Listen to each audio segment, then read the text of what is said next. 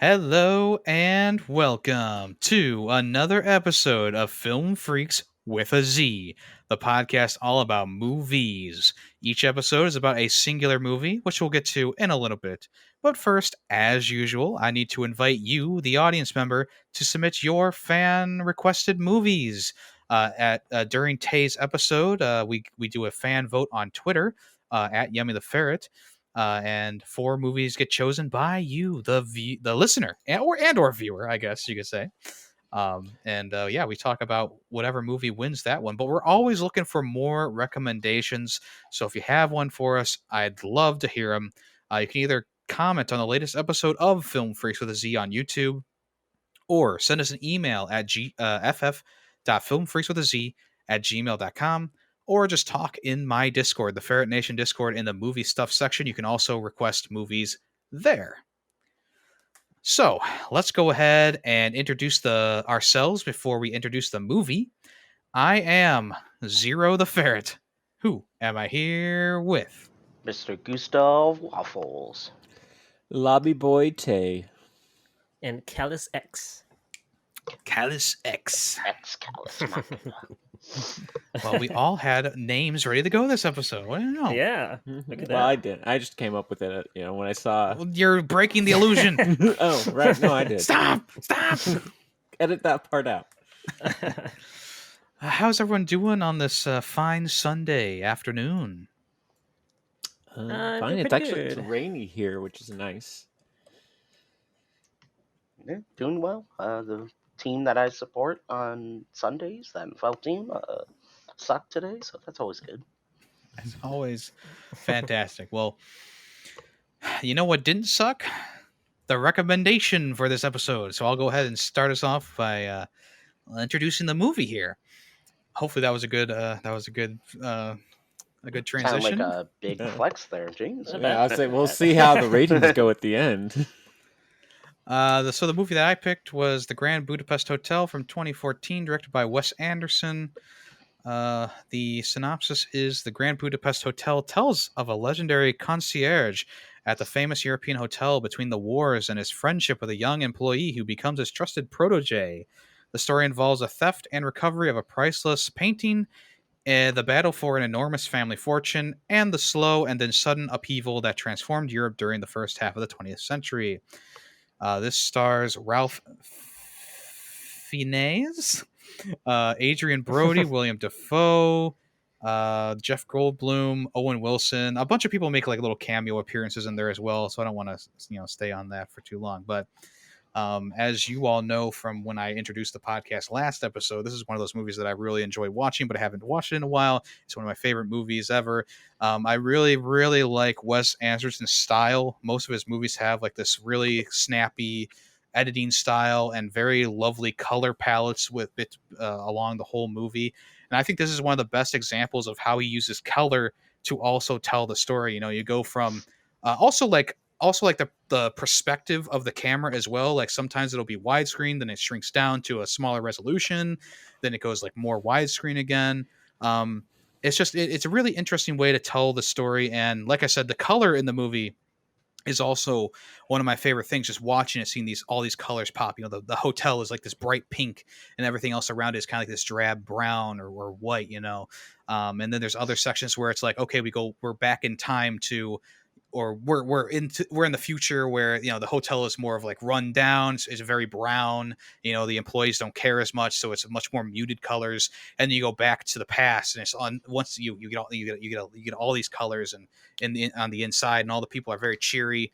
And then as the movie goes on and the war starts to take over the town and stuff like that, things start to go more like gray. And then of course at the end of the movie, when the war finally comes to a head, and the fake SS are there, the movie goes completely black and white, which also signifies like the start of the war and like the bad stuff happening. So I felt like the use of color in this movie in particular, I know he does that in a lot of movies, but the use of color and how the perspectives of the camera changes really adds to the overall watchability of the movie, first off, and two, just the overall aesthetics of the movie too. It's a very beautifully shot and well done movie in that aspect too. It sounds like you're about to give a rating right now. Yeah, And I'm going to give it a 5 out of 5. I love this movie a lot. But yeah, Spoilers. I mean, is it really a big spoiler? You guys Yeah. kind of knew that I love Wes Anderson. I've talked about his movies Mhm. before. The French Yes. Dispatch is one of my favorite movies too by him. But that one's a little bit new and fresh in my mind. And I was like, I would rather watch one that I haven't seen in a while. And that's why the Grand Budapest Hotel popped into my mind first when Callis said he was picking one of his favorite movies last in his episode. Gotcha. Well, I do enjoy Wes Anderson as well. I think like his movies are all very like you're right. I mean, he has his own genre at this point. Like every Wes Anderson movie Yeah, fits into the genre. I don't know if everyone hasn't seen it. Go watch the honest trailer for Wes Anderson movies. Oh, I gotta watch They that. just do all the movies as one honest trailer, and it's great. It's so I haven't seen funny. that. And true. I made my friend watch it because I was like, oh, I have to watch this. Grand Budapest, and she's like, oh, I love Wes Anderson. I was like, I do too, but have you seen this? So That is very true though. Like I've never thought about it, but yeah, like he's got such a unique style. Like no one quite does it like him. well, And you have a it's like bunch of like it's indie directors trying to emulate it. but- similar, yes, yeah. but none quite like the master. Yeah. He likes very symmetrical shots. And I noticed all of them last night. It was like, oh, there's another symmetrical shot. Oh, that's another one. So many symmetrical shots. Describe that to the people who might not know what a symmetrical shot is, like myself, who was confused by the wording. Okay, basically, so like you have the rule of thirds, which most directors follow, where you want your focal point to be on one of the rules of third, which is if you cut your video or your screen into basically 9 squares, so it just There's makes like a basically grid. like 2 horizontal and 2 vertical lines, all splitting the screen into like and you want one of your focal 8, points 9 even squares. to be at one of the intersecting lines. Wes Anderson puts his like right in the center. There's just and then like usually or sometimes like in the like one of the extreme ends, like right in the corner or like right on the side. yeah. So if you like a scene I can take from this movie is Jeff Goldblum's character, the lawyer. He's running through the museum, and he's right dead center, and then on the left and right of him are just a row of like knights, like armor knights, Right. statues, and it's just perfectly like symmetrical. Like the left side is the same as the right side, or close enough, and the action is right in the center. And he loves doing those shots, and it works for him. It really helps sell the style he's going for, and that's one of the things you maybe subconsciously notice it is that it's just it looks different than other movies, and that's partly why. Like literally every shot seems to be like meticulously planned by him, and like probably storyboarded to hell, to the point where like when he's going through with the card, offering whatever the slop to like all the prisoner guards, like every shot's like when he looks into them and they look back at him, it's like everything you can tell, like everything is like perfectly placed where he wants them to be. Yeah, the editing and like the shots like are very, very well sought out, and even the acting, I think is top tier as well in this movie. Even from like the lobby boy, I think every person fit the role in this movie so well, and just like Yemmy said, the color, yeah, you had red dresses, you had like the ballroom and all that, and just everyone had a different unique color, and that's really well done, and really really good attention to details.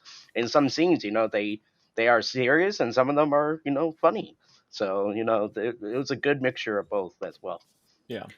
Yeah, bouncing off of that, the movie starts out like with the I'll fast forward. It doesn't start out, but you fast forward to like that first hotel look when it's in the past, and it's all vibrant and beautiful, and just how the movie changes that tone ever so subtly throughout the movie. Introducing more grays and more blacks in there, and all of this. By the end of it, because the E or whatever they are is it's just like the SS, except it's fake because they don't want to actually say like this is the Nazis or whatever.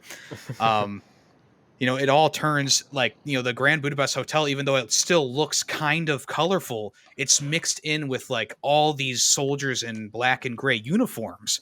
And that kind of shows you how the war was steadily taking over the hotel as the colors get more and more muted until, like I said before, the entire screen goes black and white at the last scene with between Zero and Gustav, and that was like the big ending of that story there. And I just love how you can kind of subtly see that throughout the movie. Things are just getting darker and darker, even though there's still some comedic moments, like the part where everyone's shooting in the they're shooting in the hallway because they don't know who shot first or who's shooting who, and that was a really funny moment. But directly after that, there's much more serious stuff going on, and that's one of the things I really like about the movie is like it knows when to kind of sneak in a joke here, or have like an action sequence here, kind of keep the flow of the movie going, because it already has a pretty brisk pace. But he sprinkles in like the action scene where they're following the William Dafoe on the motor on the skis with the sled, and then there's another part where everyone's shooting all over the place, and the escape scene with the jail, after it kind of being like built up. And there's a lot of really, really good payoffs in the movie as well. It's just a really fun time all through. And I like, going back to the first point I was making, I like how things kind of get more serious as the movie goes on, because the war is creeping in, because, the people inside the Grand Budapest Hotel are pretty much getting replaced by soldiers and infantrymen and stuff like that. It's just a very interesting gradual change through the movie. Yeah, I mean, like the scenes, are some of them are unexpected too. Like when Mr. Gustav goes to the funeral, and they're like getting punched in the face. It's just like you weren't expecting that. Or what the guy yelled, to Mr. Gustav when he first arrived. That was funny. And like the picture that was hanging above the fire of the two girls, doing their thing. It was just funny. Yeah, I do like, and also was slightly confused at the very beginning of this movie. We get like 3 flashbacks. Yeah, just well, essentially the whole movie twice. takes place in a flashback. Which that's fine. But like that very first one, when they're like she's putting the things on the statue of the author, and then we get a flash. It's like, why didn't we just start with the author? Well, it's a big workaround to the reveal that the keys are from the hotel concierge or whatever. Okay, gotcha. So yeah, because the author told the story of the Grand Budapest Hotel, he gained the respect of these hotel workers who knew who knew Gustav.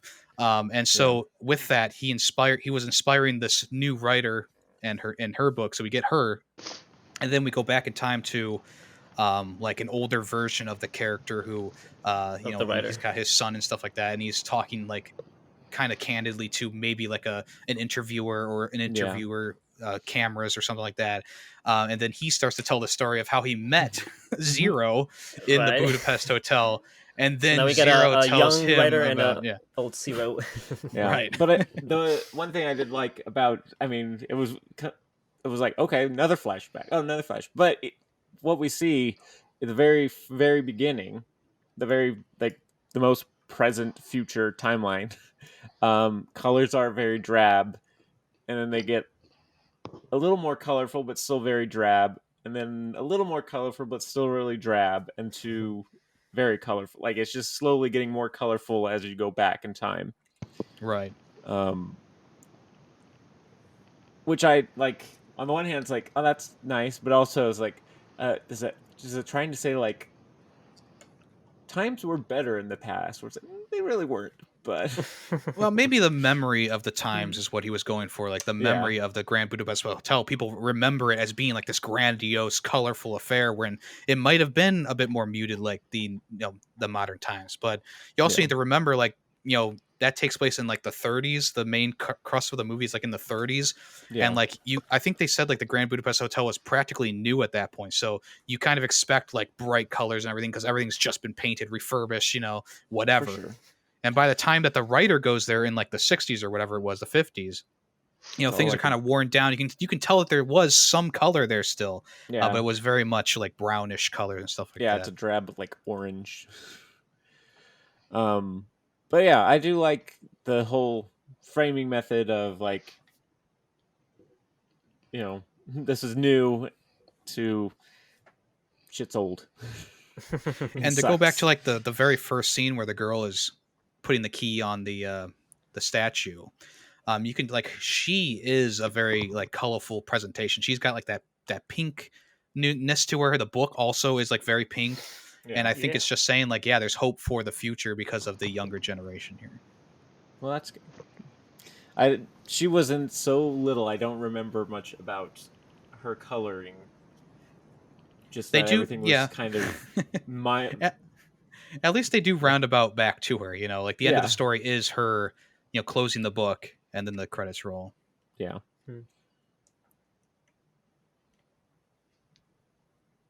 The music in here too was really good. You know, they fit the style of like, you know, the hotel music to the elevator music to just the overall music was also very, very well done as well. Yeah, I love the soundtrack of the movie. You know, I listened to the entire ending interlude with like the guitars and lutes playing. You know, it was a very fun exit music for the movie too. It really encapsulated the entire feel of the film as well. Mm-hmm. Yeah, everything about the music matched up really well with like all the happenings in the movie. Like even the tense moments. They did a good job of like really adding to the atmosphere of the whole the whole scenes. Yeah, I agree. The music was great, on point, and did a really good job with helping tell the story. Yeah, and it wasn't overbearing. Like it was pretty much like the music was almost like a character in the movie where it helped each scene reach a point. You know, there was constant music throughout the entire movie, but sometimes you would notice it more than others because you know it was trying to also convey like the feeling of a character or something like that. So I like movies that can kind of blend in the music with the acting and make it kind of like a seamless kind of experience, not overbearing, you know, stuff like that. Because there's a lot of movies, especially in like the horror genre, that'll just have like this blaring music and loud sounds instead of there actually being something scary or something intense on the screen, you know. And with this movie, I feel like the acting is what's portraying, you know, is conveying the mood, but the music is helping, you know, expand on the feeling of the characters and stuff. Yeah, like I said, you know, everything just blends so well together for a great movie. You know, just he did an excellent job in everything. Yeah. Well, I mean, like I said, I think it comes down to what Calla said is just Wes Anderson just meticulously, you know, plans everything. Yep. And there's also a lot of charm in like the handcrafted miniatures that they used for the movie. You know, the little tram that goes upside the side of the mountain, and you know, there was that observatory that they went to that was all handcrafted, and they kind of superimposed the shadows of the characters on it for a little bit. It's overall has a really nice charm to it. The little miniatures really add to that charm. Yeah, Wes Anderson does love his miniatures as well. They are in like every movie. I do like the whole like them chasing William Dafoe down the skis and stuff. I was just about to bring that up again. Yeah, I love those little miniatures the whole time, and like that, like, the fact that it's sped up too to make them like seem like they're going really fast. Yeah, that's the thing too. Like they go so fast, and like it kind of like takes you out a little bit, but at the same time, it's just like it adds the whole feeling of the movie, and it's just funny to see. Yeah. Yeah, and speaking of him loving his miniatures, I mean, he's made 2 stop motion animation pictures. One of them being Fantastic Mr. Fox, which is another of my favorite movies, and then The Isle of Dogs, which is still good, but I didn't like it as much as Mr. Fox. Yeah, I have not watched Mr. Fox. That's his favorite movie too. Is Mr. Fox, one of his favorite movies. I think this is my first Wes Anderson film I've seen. I've seen a few. I actually have one on my list to eventually suggest. So. We'll probably have another one in the future. Yeah, besides from his more obscure movies, I've seen pretty much everything except for The Life Aquatic, which I know is another highly praised movie of his as well. Spoiler alert, that's the one that's on my list. Well, it's on my list too. Oh, good. There you go. Expect a Life Aquatic. At some point, you know. But he doesn't really have like a huge repertoire of movies. Like, you know, his latest one, The French Dispatch, that was his first movie, like full-fledged movie that wasn't just like an animated movie like Isle of the Dogs, since this movie, which was 2014. So he takes some time between his movies, and I'm guessing it also takes a while for everything to be put together in the filming and editing department as well, with how much he likes to shoot and stuff like that. And it's funny because a lot of his movies also have a lot of the same actors, and that's actually a good sign of a good director who keeps getting these actors back. William Dafoe is in like every movie. Bill Murray's in Bill like Murray, every yeah. movie, voicing characters in the animated ones as well. Adrian Owen Brody Wilson, another is- another guy who comes back Yeah. a lot. Yeah. Yeah, Owen Wilson, Adrian Brody, or just I think on his show, all his movies have at least one of the Owen brothers. Yeah, I think Tilda Swinton is also a big player in most of the movies as well. So that's just a sign of a good director. People want to work with him. They like working with him. Yeah, And all of his movies that I've seen from him have been fantastic. So I'm 100% a Wes Anderson fan through and through. Shall we just Totally, go on yeah. a Wes Anderson streak? I wouldn't mind that. Yeah. I'd rewatch French Dispatch again. I really like that. I mean, we did like a Jackie Chan streak for a while, so yeah. why not a Wes Anderson one? I guess it comes down to me later. It comes down to cookie. I do also like love the fact that these kind of movies are just so rewatchable because there's every scene is just loaded with so many details and things that things that you might have not noticed the first time, and just like funny little jokes and things here and there, like what's her name, Agatha, like Agatha's birthmark on her face. It adds nothing at all to the story, but just the fact that it is there is just so funny, and like it's just a funny detail to it. And just like so many other things are just so like loaded with details and just funny things to notice. Yeah, this time around, there's that scene where Zero and Gustav are in the train, and Zero's face is in the mirror, and Gustav's back is turned to you. I didn't notice that Zero's face was in the mirror last time I watched this. So that was that was one thing that I noticed personally different from my other watches in the movie too. Which part? So Zero is on like the bunk bed, and Gustav is like in front of a mirror, and and Zero's face is in like a mirror, like a smaller mirror on the side, instead of him being in the frame. Okay, yeah, I think. And there's another scene where like, the two main actors, they're like talking about one of the other characters, and like as soon as his name is mentioned, you can see him in the background, like he kind of takes a step back, gets into the shot and then walks forward again and just disappears again. Yeah. It's just so funny. Like as soon as he's mentioned. So what did y'all think of the Jeff Goldblum chase, where he was being chased by William Dafoe? I really liked how they accentuated the footsteps in the empty museum. And I was like, the first time I watched it, I was like, why are they like making the footsteps so loud? But that was because William Dafoe took off his shoes, and they wanted to make sure like there was a huge difference when he was walking and closing in on Jeff Goldblum. Yeah, I do think it was a bad idea on the part of Dimitri, the son, to go, well, we gotta kill this lawyer now. It's like, that's shady as fuck. Yeah. Why would you do that? Like that immediately points to, oh yeah, these are the guys who did it. Yeah. But to each their own, I guess. Well, later on, you realize that Dimitri was part of the, I'm just going to call him the SS at this point, the Nazis. Yeah. So he probably had a lot of leeway with his power in the government and stuff like that. Yep. Yeah, I also don't. When I going back and watching this, I don't remember William Dafoe having this much time in the movie. But boy, am I glad that he was in the movie so much. I love him so much in this movie. Like the scene where he just like throws the cat out of the window. Throws the cat out the window. Yeah, it's like you just throw my cat out the window. Brutal. I thought cat always landed on their feet. He's the one that punched everyone in the face too at the funeral, right? Yeah, he punched Gustav first, then Zero punched him, and yeah, technically, he just punched one person, but yeah, he punched Zero because Gustav I thought punched he punched Dimitri. Dimitri punches Gustav, so Zero punches Dimitri, and then William Dafoe punches Zero. Yeah. Someone's always got to get punched in the face in a Wes Anderson movie. And it's always like a sucker punch too. Yeah. I also really like the bait and switch kind of towards the end of the movie when William Dafoe. You think that William Dafoe has gone to kill Zero's, soon-to-be wife, right? And they're talking about how the girl's head was found in a basket and blah blah blah blah blah, and then it's revealed that it was actually Dimitri's. Not Dimitri. Felix, I think his name was, the other butler.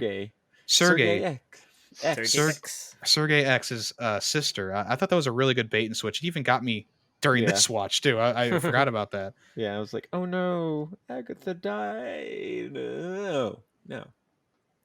The sister. It's just a sister with a clubfoot. Right. Yeah. They killed my sister with a clubfoot. Those bastards. Or whatever he said. That was great. It's just, I do love Gustav's, just the way he interacts with everybody. Like, even when, he was upset with Sergey, and, Zero kind of calms him down, and he's like, yeah, you're right, he didn't have a choice. And then he's immediately just back on Sergey's side of like, they killed your sister? I can't believe that. Like, and he just knows his sister.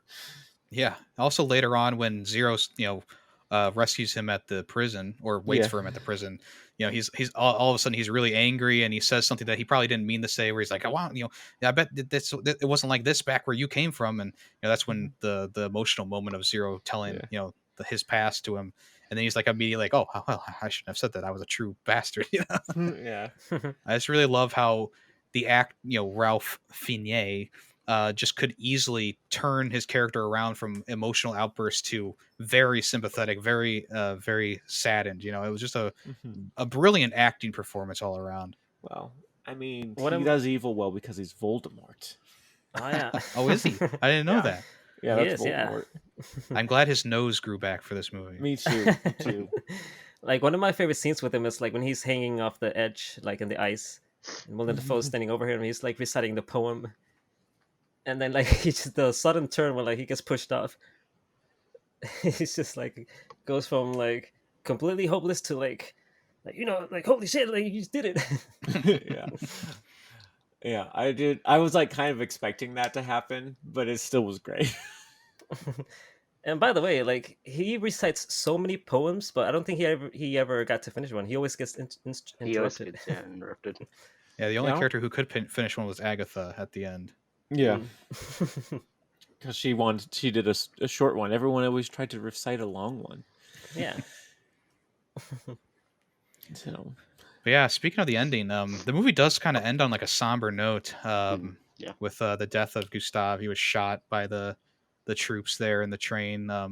Which is interesting because the first time that you meet the security guy and the soldiers, it's much more of like a World War I vibe, where it was like Germany during World War One. And then suddenly it changes because obviously the dictatorship took over. It's the allegory for that.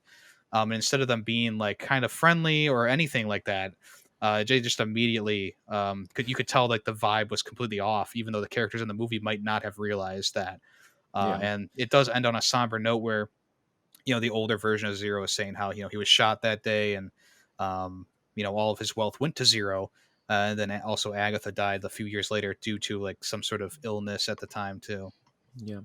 Well, I think the final turning point is, he's like, oh, I don't like those new uniforms because they're black. So before it's like they were gray. So it's like they were okay. They weren't great, but they were okay. They had some good in them. Like they were gray. And these are just straight up evil. Yeah, and that goes back to what I was saying about the color of the movie, just like changing over time to be more of those muted black and gray colors. And that just kind of shows that right there what you said about the soldiers having the uniforms look just different enough so that that they're the evil guys. They're straight up evil. Yeah. Any other points though anyone wants to discuss? Well, what'd you guys think of the little cameos from the different actors? Like Bill I Murray, loved all the cameos. Yeah. Owen Wilson at the end. Owen Wilson. There was a few others I recognize them, but I don't know their actual names. Right. That's a whole lot of them. Yeah. Yeah. And I don't think it was distracting for me during the movie to see them. Like Bill Murray No, came for on, sure. he's got this huge mustache, and he's just being Bill Murray at that point. He's just being a concierge. Yeah. Bill Murray is a concierge. Yeah, I think Christopher Guest was one of them, or at least someone who's always in like the the mockumentary Chris Guest movies. I never know which one's Chris Guest. I don't know. But yeah, I recognized him. There was a guy, one of the guys. Yeah, I recognized them all, but I was just like, I don't remember who they are. But I liked them. I liked seeing the cameos of all those people. You're like, yes, nice. Because I was playing Wes Anderson bingo, and I needed to check off some more points. There you go. Pretty much, yeah. Yeah, I also like all the payoffs in the movie too. The card that's given to them for zero shows up later in the film at the end. There was the cakes. Agatha's making the cakes, and that's what ends up saving Gustav in the prison. There's a few more in there. Like the certificate being put in, or the document being put inside the painting of Boy with Apple.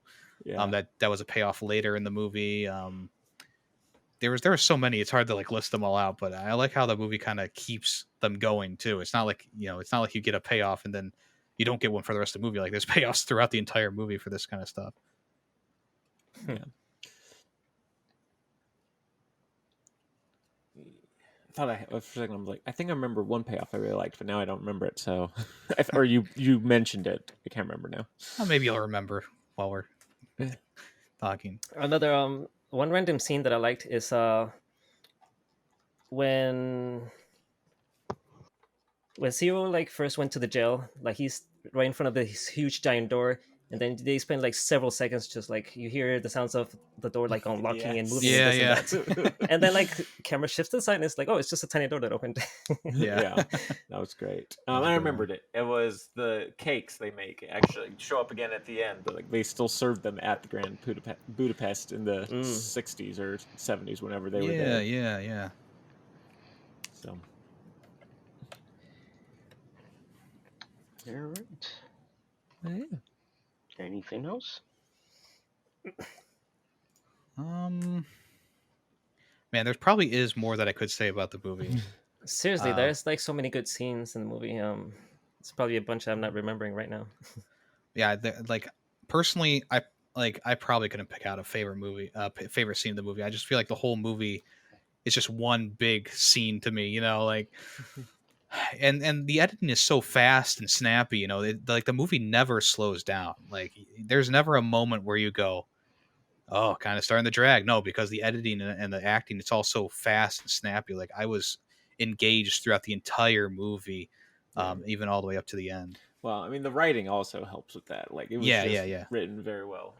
Did Wes Anderson write it, or did someone else write it? I think it was based on some works, and maybe he helped kind of compile them together into a story. Yeah, Wes Anderson wrote the screenplay, but it was inspired by the writings of someone else, of Stefan. Yeah, no, I remember it said that at the end of the credits, inspired by the writings of whoever. But well, just like the French Dispatch was based on a newspaper organization in France back in like almost the same time period as this movie. So, he definitely has a knack for recounting and making period pieces. For sure.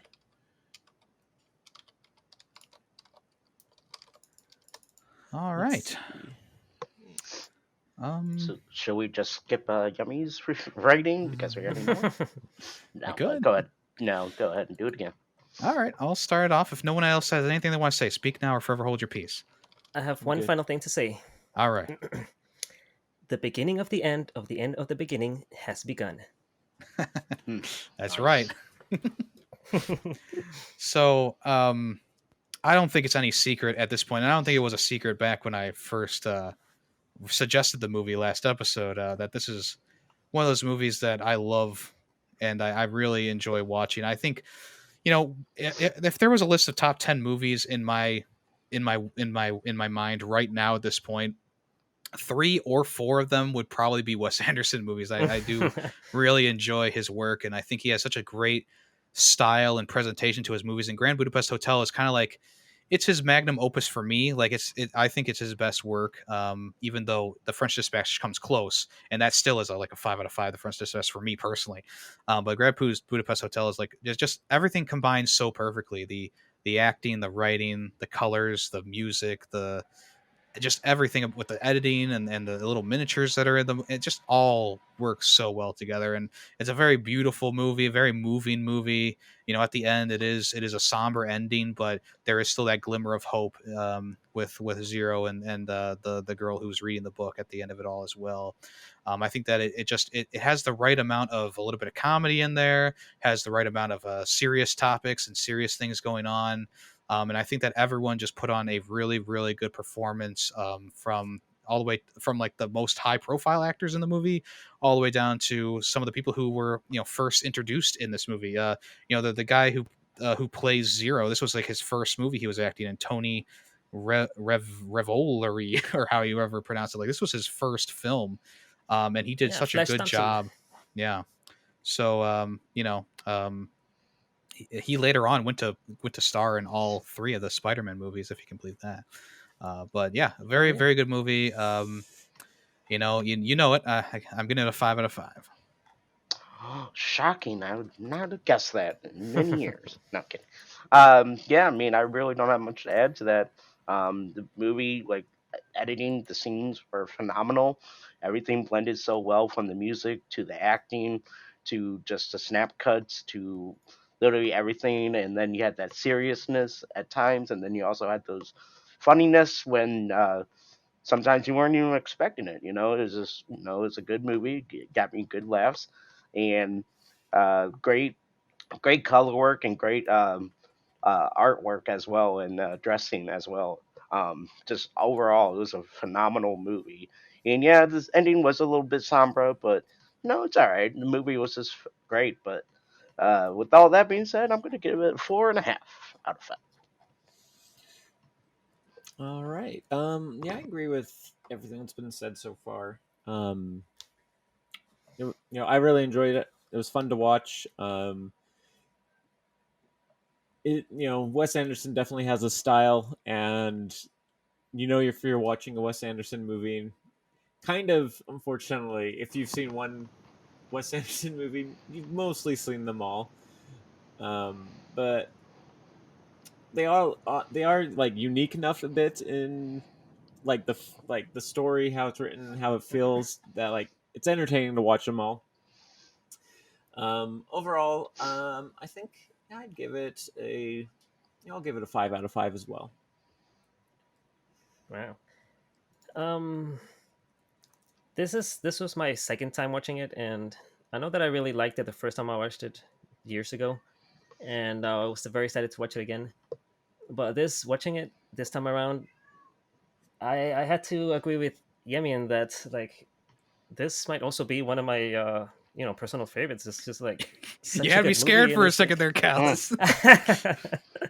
And I would have no problem at all watching this again, like sometime next year. Like, this is so entertaining, like so many details that didn't notice the first time. Like, just overall so entertaining. Like, I also love Wes Anderson movies, but there's a bunch from him that I haven't seen, and I kind of want to just go back and watch them all. But this one is probably of all the ones that I've seen, I would say it's probably my favorite. And yeah, I love all the things that you guys mentioned about it. I'm gonna have to also give this a 5 out of 5, and it's the first 5 I've given in a while, actually. Let's go. You know what? I'll bump my rating back up to a 5 out of 5 as well. Well, why not make it a perfect movie? All right. Wait, are we allowed to do that? You could, yes, he could do that. Yep. Well, I feel like we didn't allow someone to do that before. That was we were just joking with Kenobi. He can make it. He can make Dune a 5 out of 5. I don't care. I mean, it's not like I moved it up from like a 3 to a 5 out of 5. True. So 5 all right. around for everyone. Well, I think that's the first. I mean, I think we might have a. I'm trying to think of what the last 5 out of 5 was. It might have been all the way back. That Rocket October movie, Sky. Yeah, October might Sky. have been the last one that we all agreed on a 5 out of 5. So fantastic.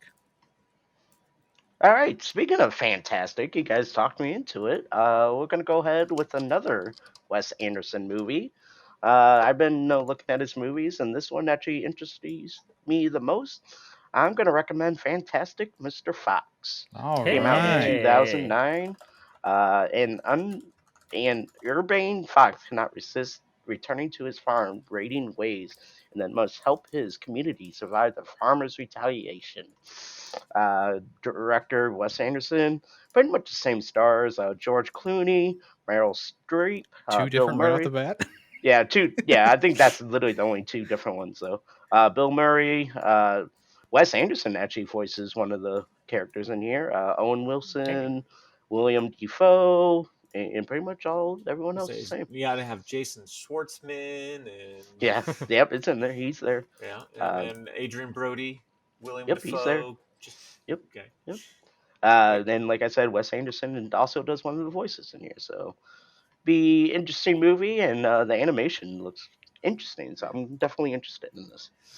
Yeah, it's a Okay. stop motion animated movie, kind of like Night Before Christmas and stuff like that. Mhm. Very Okay, very wait. excited to rewatch this. Well, You can watch it before on we- Prime Oh, for good. free. Good. Before we continue, though, I just looking at the cast for this movie, Grand Budapest. I didn't realize Tilda Swinton is in this movie. Yeah, that's She what I is, said. Yeah. Yeah. She's totally. she's the Adam D yeah she's the lady that gets murdered. was like, well, yeah, she was murdered. Yeah.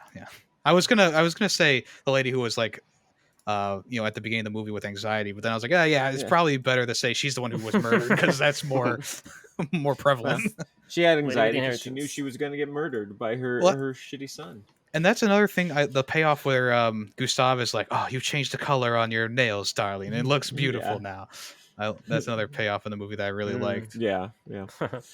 But yeah, I didn't realize it was a young person in old makeup. Yeah, I mean, she's they not did a great job super, with that. super young, but yeah, no, they did. Yeah. She looked.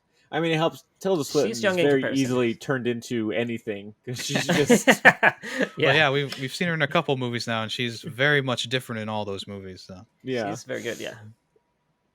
She's just a blank canvas. So yeah. Well, all right. If you, the listener, don't want to be spoiled for Fantastic Mr. Fox, make sure you watch that before the next episode airs in 2 weeks. In 2 weeks, we'll reconvene, talk about that, see how we like it. All right. Awesome. What was that, Callus? Oh, no, just said awesome.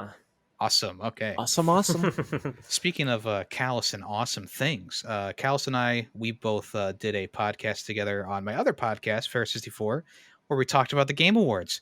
It's going to be a little bit Ooh. older when this episode comes out, but if you want to check that out, we just got done recording that. Kind of gives you a time frame of when we're recording this one, I guess. But yeah, we talked about all the things, including the crazy kid who came on stage and talked about Bill Clinton.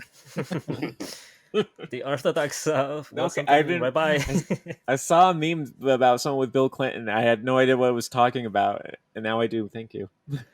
Yeah.